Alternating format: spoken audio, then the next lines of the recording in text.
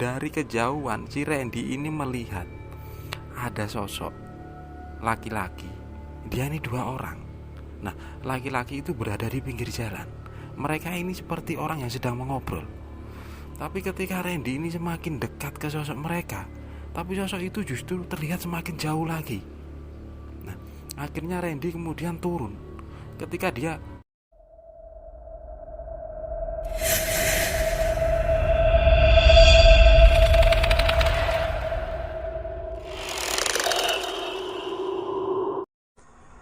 Assalamualaikum. kisah kali ini aku mau menceritakan sebuah cerita. Jadi cerita ini pernah jadi obrolan ketika kita ini di dalam satu tongkrongan. Jadi pernah pada masanya waktu itu aku nongkrong di sebuah komunitas yang memang komunitas ini bergerak di bidang sosial. Jadi kita berfokus untuk membantu salah seorang perempuan tua. Beliau ini termasuk tetangga dari salah seorang teman. Jadi setelah kita memutuskan untuk membantu ibu-ibu tersebut atau nenek-nenek tersebut, jadi kita ini sering ngumpul untuk melakukan sedikit galang bantuan lah waktu itu. Dan penggalangan itu berasal dari anggota kami yang memang berasal dari beberapa kota yang sebelumnya kita kenal itu melalui aplikasi. Nah, salah seorang teman waktu itu namanya Randy. Jadi beberapa hari yang lalu kita ini kumpul lagi melalui sosial media yang sama dan di situ membentuk grup. Nah, waktu itu karena aku sempat mengingat apa yang pernah diceritakan oleh Randy, jadi aku bertanya kepada dia reka ulang dari sebuah kisah yang pernah dia ceritakan ketika kami masih di satu tongkrongan. Awal mula kisah ini pada tahun 2014. Waktu itu Randy bekerja di sebuah minimarket. Nah, di minimarket itu dia bekerja bersama 5 orang karyawan, yang 2 ini perempuan dan yang 3 ini laki-laki. Mereka bekerja diatur shiftnya, walaupun itu milik salah seorang bos lah di tempat itu. Tapi minimarketnya ini cukup lumayan besar. Nah, dari kelima orang ini, mereka ini menjalin persahabatan itu cukup akrab sekali. Karena dari awal mereka ini direkrut secara bersamaan. Dan sekitar setelah 1 tahun bekerja, semakin hari mereka ini semakin akrab. Nah, salah satu perempuan karyawan di minimarket itu bernama Eva. Nah, Eva dan Randy ini memiliki hubungan yang cukup dekat. Nah, pada waktu itu Eva ini pernah mendapatkan telepon dari keluarganya, yang waktu itu terjadi pada siang hari. Jadi keluarganya ini mengabarkan kalau bapaknya si Eva ini sedang sakit. Jadi kalau bisa waktu itu dia harus pulang. Nah, kebetulan waktu itu yang off ini si Randy. Jadi yang 3 temannya itu bekerja, sedangkan si Randy ini menunggu untuk masuk sore. Nah, sebenarnya Eva ini bertugas sebagai kasir di siang itu, tapi berhubung ada panggilan dari keluarga, jadi temannya yang menggantikan. Dan waktu itu si Eva ini meminta tolong kepada si Randy untuk mengantarkan dia pulang. Nah, ternyata rumahnya si Eva ini cukup jauh. Karena menurut Randy, perjalanan dari tempat kerjanya menuju ke rumah si Eva itu 2 jam lebih menggunakan sepeda motor. Dan bahkan rumahnya si Eva ini berasal dari sebuah dusun atau kampung yang tempatnya itu di lereng sebuah gunung. Jadi tempatnya itu sepi, apalagi jalanan di tempat menuju ke rumahnya si Eva ini merupakan aspal sempit tapi rusak. Sedangkan dia itu harus melewati beberapa kampung yang sepi, yang rumahnya itu jarang. Setelah itu melewati sebuah hutan jati. Nah, hutannya ini juga cukup panjang Dan setelah melewati hutan jati tersebut, baru sampai di dusun tempat tinggalnya si Eva ini. Nah, karena waktu itu siang hari, jadi si Randy ini tidak merasa takut, apalagi jalanan masih dia sering berpapasan dengan kendaraan lain walaupun juga tak terlalu banyak. Nah, sesampainya mengantar Eva di rumahnya, Randy ini sempat singgah sekitar 1 jam. Bahkan dia sempat makan siang di rumahnya si Eva itu. Nah, kemudian Randy ini pamit untuk kembali kerja karena jam 3 sore dia harus masuk lagi. Walaupun jamnya itu sudah mepet, dia yakin kalau sampai di tempat kerjanya dia sudah terlambat. Sebelum pulang, ibunya si Eva ini berpesan kepada si Randy supaya hati-hati karena jalanannya itu agak rusak. Sedangkan Eva ini sempat tanya, kalau Mas nanti ndak ingat jalannya, kalau ketemu orang mending tanya saja. Tapi tolong kalau tanya orang di sini yang sopan ya Mas. Nah, Randy pun hanya mengangguk karena dia yakin sekali dia ingat jalan untuk kembali lagi ke tempat kerjanya itu. 3 hari sudah, Eva ini tidak ada kabar. Bahkan ketika bosnya ini tanya kepada Randy tentang keadaan bapaknya yang sakit, Randy yang mencoba menghubungi si Eva, ternyata HP-nya itu nggak aktif. Bahkan dari semenjak si Randy ini balik, kemudian dia mengabari kalau dia sudah sampai di tempat kerjanya itu, tapi ponsel si Eva ini tidak aktif. Nah, dan pada waktu itu salah seorang temannya Randy yang perempuan, yang juga temannya si Eva ini bilang kalau tas berisi dompet punya si Eva ini ketinggalan. Dan di situ juga ada KTP dan sejumlah uang. Nah, waktu itu bosnya ini berinisiatif kalau mungkin ini barang penting, dan Eva memang waktu itu karena panik jadi meninggalkan barangnya ini yang seharusnya harus dibawa kemana-mana. Dan akhirnya bosnya ini meminta tolong kepada si Randy untuk mengantarkan tas itu ke rumah si Eva. Bahkan waktu itu bosnya juga bilang kalau nanti aku kasih uang bensin, sama aku juga nitip uang buat dikasih ke bapaknya si Eva. Dan memang bos atau juragannya mereka ini terkenal baik di tempat itu. Nah, karena waktu itu si Randy ini masuk pagi, jadi jam 3 dia sudah selesai. Dia pun menyanggupi apa permintaan dari bosnya itu. Bahkan teman-temannya Randy yang 3 orang itu, mereka nitip beberapa uang untuk disampaikan ke Eva sebagai bentuk rasa kepedulian mereka. Randy akhirnya pulang kerja menuju ke rumahnya. Di rumahnya dia sempat beristirahat sebentar. Kemudian sholat asar. Nah, sekitar jam 5 sore Randy ini menuju ke rumahnya si Eva, yang menurutnya mungkin kalau dia sendiri perjalanan akan lebih cepat, gak sampai 2 jam. Di pertengahan perjalanan dia ini masih ingat, dan pada waktu itu ternyata sudah maghrib.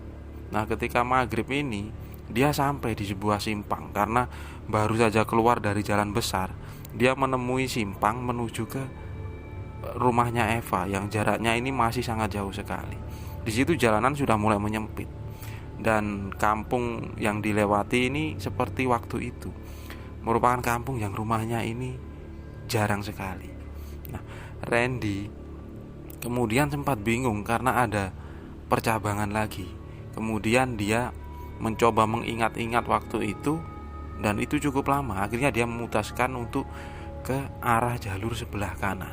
Nah, setelah sampai di sebuah tempat yang menurut Randy agak asing, jadi dia ini bertanya kepada salah satu warung, yang warung itu memang berada di pinggir jalan. Warung itu seperti warung sangat sederhana sekali lah. Nah, waktu itu Randy ini turun, kemudian memesan kopi sambil bertanya kepada penjualnya. Di sana itu ada seorang ibu-ibu. Nah, kemudian Randy ini bertanya tentang sebuah alamat nama desa yang memang Randy ini ingat nama desa itu. Ibu-ibu itu kemudian memandangi Randy tanpa seolah beliau ini enggan untuk menjawabnya. Nah, akhirnya Randy mempertegas pertanyaannya itu karena dia waktu itu sempat khawatir kalau ibu-ibu tidak mendengarnya. Nah, kemudian ibu-ibu itu menjawab dengan agak sedikit nada keraguan. Kalau masnya menuju ke desa itu, masnya ini nanti ngelewatin hutan loh. Kalau jam segini mas, itu jarang kendaraan lewat. Di sana itu sepi. Dan Randy waktu itu menjawab dengan sopan, ini kan belum terlalu malam bu. Nah ibu-ibu itu pun menjawab lagi, iya mas memang belum terlalu malam, cuma mungkin karena jalanannya itu rusak, jadi orang-orang itu enggan keluar malam kalau nggak penting. Tapi nggak apa-apa, yang penting masnya hati-hati. Nah Randy pun beristirahat sambil meminum kopi. Setelah kopinya itu habis, dia ini kemudian melanjutkan perjalanan lagi. Nah ketika keluar dari dusun itu, si Randy ini baru ingat. Dia melihat ke arah sepeda motornya, dan ternyata bensinnya ini tinggal sedikit. Tapi dia merasa kalau kemarin dia masih mengisi bensin motornya ini penuh. Apalagi dia memiliki motor Matic dengan jenis bahan bakar yang irit. Tapi kenapa seolah-olah bensinnya itu menunjukkan ke arah jarumnya itu habis.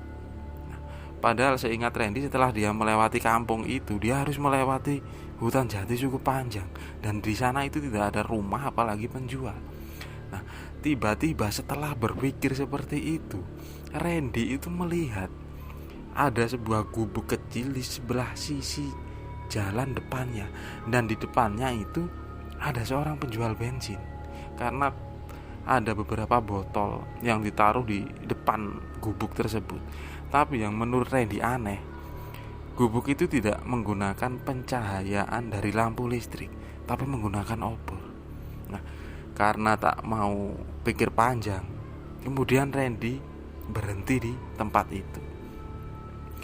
Nah, ketika Randy berhenti di situ, ada seorang nenek-nenek. Kemudian Randy berniat membeli 2 botol bensin untuk mengisi sepeda motornya, sambil bertanya arah ke tempat tinggalnya si Eva. Nah, orang penjual bensinnya ini orangnya memang sangat tua sekali menurut Randy. Bahkan beliau ini berjalan itu bungkuk. Dengan sopan Randy ini bilang, bu beli bensin 2 liter.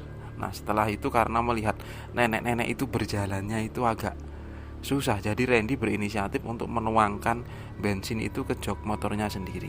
Nah setelah itu Randy pun memberikan uang kepada nenek-nenek tersebut, bahkan dia ini tidak meminta kembalian. Nah setelah itu Randy kembali lagi langsung melanjutkan perjalanan. Walaupun sebelumnya dia ini sempat bertanya kepada nenek tersebut tentang arah menuju ke desanya si Eva ini, tapi nenek-nenek itu tidak menjawab sama sekali.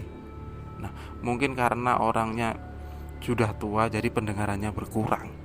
Si Randy akhirnya mengacuhkan itu lagi. Dia akhirnya terus melanjutkan. Jalanan yang dilewati Randy ini benar-benar rusak. Banyak lubang di kanan kiri, padahal jalanan itu merupakan penghubung antar 2 desa. Aspal tipis dengan lubang-lubang yang cukup banyak, jadi dia ini tidak bisa melajukan motornya cukup kencang. Dan harapannya dia ini berpapasan dengan salah satu kendaraan atau mobil yang dari atas, tapi itu pun tidak dia temui sama sekali. Dan ketika dia berada di tengah hutan tersebut, dari kejauhan si Randy ini sempat kaget karena dari sisi jalan kirinya itu dia melihat ada seorang laki-laki. Beliau ini seperti membawa cangkul waktu itu, karena pandangan awalnya itu tidak jelas, hanya tersorot menggunakan lampu motornya. Nah Randy yang awalnya kaget, kemudian dia memastikan kalau jalannya ini seperti orang. Dan waktu itu akhirnya si Randy ini menyapa orang tersebut, lupa mau kemana. Tapi bapak-bapak itu lanjut berjalan seperti tidak mendengar Randy. Nah, karena Randy melihat di depannya itu ada 3 cabang, dan waktu itu dia ini benar-benar lupa harus menuju ke jalan mana. Karena salah satu atau salah 2 jalan ini pasti menuju ke dalam hutan, karena di sana ada jalur yang menuju ke hutan jati itu, dan hanya ada satu jalan yang menuju ke kampungnya si Eva. Dia mencoba mengingat-ingat, karena waktu itu dia mengantar Eva dalam kondisi siang, jadi pandangannya itu tidak sama seperti malam waktu itu. Nah, akhirnya si Randy ini memberanikan diri bertanya dengan nada agak keras kepada bapak-bapak tadi yang dia temui di pinggir jalan itu. Tapi yang menjadi kesalahan Randy adalah dia ini masih berada duduk di atas motor sambil tidak mematikan kendaraannya dan bertanya dengan nada keras. Nah, tapi bapak-bapak itu ternyata langsung berhenti, kemudian menghadap ke arah si Randy. Karena wajahnya ini remang-remang, Randy tidak melihat jelas sosok bapak-bapak itu tadi. Nah, bapak-bapak itu hanya menunjuk ke arah sebelah depannya dan menuju ke sebelah kiri. Nah, akhirnya Randy langsung melanjutkan perjalanannya karena dia ini juga merasa takut. Nah, di simpang pertigaan itu dia ini sebenarnya sempat ragu.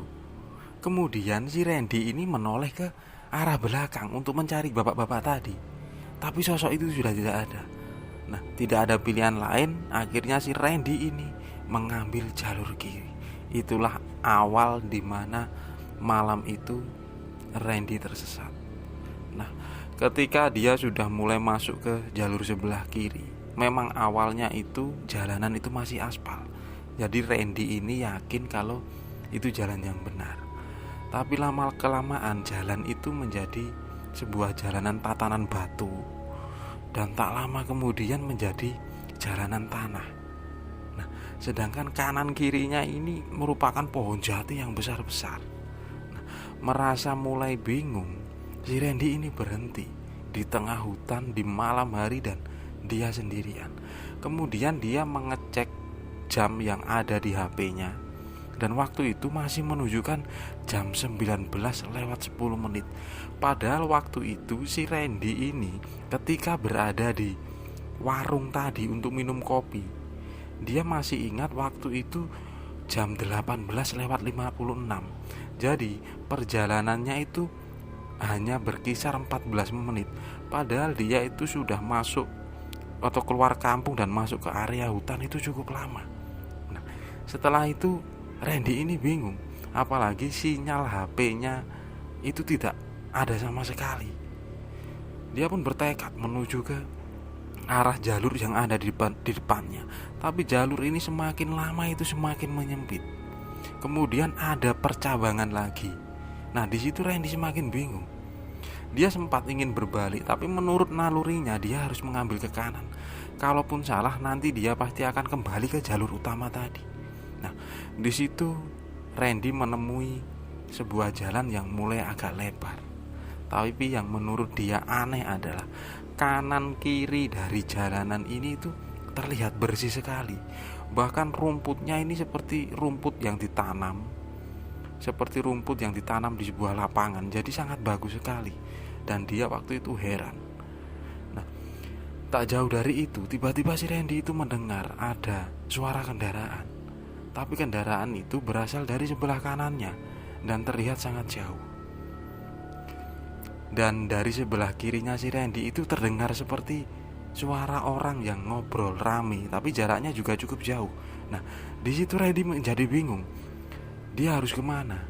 Dan tak beberapa lama tiba-tiba terdengar seperti suara teriakan. Dan teriakan itu memanggil suara si Randy ini. Mas, mas, mas. Suara itu terdengar dari anak laki-laki dengan nada yang seperti tergopoh-gopoh. Nah, ketika Randy ini berbalik ke belakang ke suara itu, dia ini sangat kaget sekali karena di belakangnya itu bukan jalan lagi, tapi merupakan hutan yang sangat rimbun loh. Jadi waktu itu dia ini berada di sebuah tempat yang sangat berbeda dengan yang dia lewati tadi. Nah, dan di saat antara ketakutan dan keputusasaan, si Randy ini hanya berdoa sebisanya. Dan tak beberapa lama dia melanjutkan lagi perjalanan itu.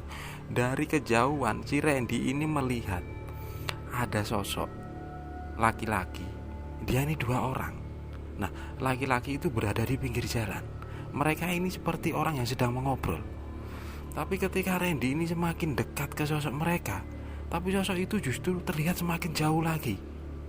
Nah, akhirnya Randy kemudian turun. Ketika dia berjalan menuju ke arah itu tadi, tiba-tiba 2 orang tadi menghilang. Nah, Randy kembali ke motornya tadi dan terus melanjutkan arah perjalanannya itu mengikuti jalanan yang sangat aneh, karena jalanannya itu seperti berada di taman, jadi sangat rapi sekali. Dan di kanan kirinya itu banyak tanaman yang menurut Randy itu seperti tertata, bukan seperti berada di dalam hutan. Nah, tak lama kemudian dari kejauhan si Randy melihat lagi sosok lelaki yang dia tanyai awal tadi. Nah, kemudian Randy langsung terburu-buru menuju ke sosok bapak-bapak tadi yang terlihat seperti membawa cangkul atau kayu waktu itu. Nah, akhirnya si Randy yang mungkin menyadari kesalahannya, dia ini meminta maaf ke bapak-bapak itu karena dia mungkin bertanya tidak sopan dan menyinggung bapak-bapak itu.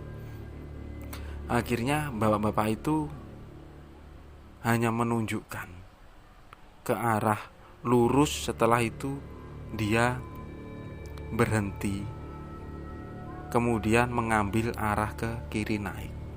Dan waktu itu Randy mencoba menjabat tangan bapak itu, tapi beliau seperti menghindar dan terus melanjutkan perjalanan ke arah belakang si Randy. Dan bapak itu sebelum berangkat meninggalkan si Randy, beliau ini sempat bilang, "Gak usah noleh ke belakang, terus saja." Nah, Randy pun mengikuti apa yang dikatakan bapak-bapak itu. Sesampainya di simpang jalan itu, si Randy kembali lagi ke jalan aspal yang rusak tapi cukup luas. Nah, tiba-tiba suasana yang awalnya tadi itu terlihat remang-remang tapi agak cerah, tiba-tiba kembali lagi menjadi gelap dan seolah-olah menjadi malam lagi.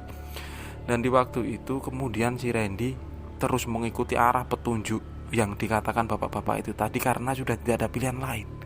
Nah, sekitar berjalan 2 atau 3 km, akhirnya si Randy itu melihat sebuah tugu selamat datang yang terbuat dari bambu. Di situ ada nama sebuah dusun dan dia ini ingat itu nama dusun dari tempat tinggal si Eva. Nah, setelah itu si Randy ini merasa lega dan tak beberapa lama akhirnya dia sampai di rumahnya si Eva, walaupun dia harus mengingat-ingat dulu karena dia hanya baru pertama kali ke rumahnya si Eva itu. Dan sesampainya di pekarangan rumahnya Eva, dia ini mengetuk pintu. Dan waktu itu yang membukakan pintunya itu adalah ibunya si Eva. Beliau ini sempat kaget dengan kedatangannya si Randy dan memanggil si Eva. Nah, ketika Eva ini keluar, Eva ini malah semakin kaget karena waktu itu kok nekat sekali Randy datang ke rumahnya. Dan Randy ini bercerita kalau tadi disuruh bosnya untuk mengantarkan tas dan dompetnya si Eva ini. Bahkan ada sedikit titipan buat Eva dari bos dan teman-temannya. Dan akhirnya si Randy ini dipersilahkan masuk. Ibunya pun membikinkan teh hangat waktu itu. Ketika si Randy ini bertanya tentang keadaan bapaknya, Eva ini bilang kalau bapaknya sudah mendingan lah, karena sempat dibawa ke sebuah rumah sakit tapi sebentar dan dibawa pulang lagi. Dan rencananya Eva akan seminggu libur, setelah itu dia balik kerja. Dan kenapa dia ini tidak bisa dihubungi, jadi waktu setelah si Randy mengantarkan Eva ini sempat ke kamar mandi dan HP-nya ini jatuh. Dan setelah itu HP-nya ini tidak bisa digunakan lagi. Dan waktu itu ibunya si Eva ini bertanya kepada si Randy, "Loh kok nekat mas? Ini loh sudah jam 1 malam. Masnya tadi berangkat dari tempat kerja jam berapa. Di situ Randy ini langsung lemas karena dia ini ternyata mutar-mutar di hutan tersebut itu sekitar 5 atau 6 jam. Karena dia jam 7 malam itu dia ini ingat dia sudah memasuki area hutan tersebut. Nah, tapi waktu itu si Randy tidak berani menceritakan apa yang terjadi karena di pikirannya itu dia masih mengalami ketakutan dan trauma dengan beberapa sosok yang dilihat di tempat itu. Dan dia ini bersyukur sudah bisa berhasil keluar dari hutan itu, yang mungkin waktu itu karena dia apes dan dia ini kurang sopan ketika bertanya. Nah, akhirnya ibunya Eva dan bapaknya yang waktu itu memang juga terbangun, meminta agar si Randy untuk nginap saja di rumahnya. Nanti ibunya akan meminta izin kepada istilahnya RT setempat lah di tempat itu. Dan itu bukan menjadi masalah, karena kalaupun Randy harus pulang di malam itu juga terlalu berisiko. Karena menurut cerita dari Eva, jarang warga sini keluar malam. Mungkin karena jalanannya itu rusak dan melewati hutan bahaya. Nah, Randy pun nginap di rumahnya Eva. Dan keesokan paginya sekitar jam 9 pagi Randy ini baru izin untuk pulang. Dan ketika pulang Randy ini ada beberapa kendaraan yang memang juga turun, jadi mereka beriringan menuju ke bawah. Nah, sempat mengingat-ingat beberapa cabang jalan yang menuju ke hutan. Jadi waktu itu si Randy sempat melirik ke arah kanannya. Jadi dia ini berpikir kalau kemarin mungkin dia nyasar di tempat itu. Dan setelah keluar dari hutan itu, si Randy mencoba mencari tukang bensin yang tadi malam. Dan ketika dia sampai di tempat itu, di sana itu memang ada gubuk yang semalam dia itu beli bensin di sana. Dan waktu itu yang jaga itu seorang bapak-bapak yang tidak terlalu tua lah. Nah, si Randy ingin memperjelas tentang kejadian tadi malam. Kok ketika dia tanya ada nenek-nenek di situ, beliau ini nggak menjawab tentang arah jalan itu. Dan sambil mengisi bensin akhirnya si Randy ini bertanya. Dan waktu itu si bapak-bapak tadi tuh heran. Kemarin itu bensinnya itu hilang 2 botol.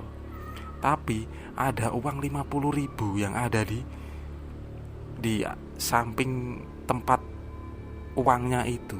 Nah, terus siapa yang beli di sini? Nah, si Randy ini menceritakan kalau kemarin ada ibunya mungkin, Pak. Soalnya beliau sudah agak sepuh, agak tua. Jadi saya kasih uang karena beliau juga tidak agak nyambung kalau diajak ngobrol, mungkin karena beliau tidak dengar. Jadi ya sudah, uangnya saya taruh situ. Akhirnya bapak-bapak itu bilang kalau yang jualan itu cuma saya, Mas, nggak ada nenek-nenek di sini tuh, nggak ada. Dan si Randy itu tambah bingung. Dan akhirnya karena sudah tidak mau ambil pusing apalagi mengeluh karena kejadian semalam lagi, si Randy itu ngisi bensin terus pamit. Dan ketika dia mau membayar lagi, bapaknya itu melarang dan menolak karena uang kemarin itu masih ada kembaliannya. Dan akhirnya si Randy hanya menambah 1 liter bensin. Kemudian ya sudah, Pak, sisanya buat bapak saja. Lain kali kalau saya lewat sini saya tak mampir. Dan bapak-bapak itu kemudian mengucapkan terima kasih, Mas, hati-hati di jalan, lain kali mampir sini lagi. Randy pun sudah tidak sempat menjawab karena pikirannya itu masih bingung dengan kejadian, termasuk nenek-nenek yang ada di gubuk penjual bensin itu kemarin. Dan itulah cerita detail dari salah seorang sahabat yang sekarang dia tinggal di Tangerang, Jawa Barat. Dan semoga sehat selalu untuk sahabatku Mas Randy Aditya.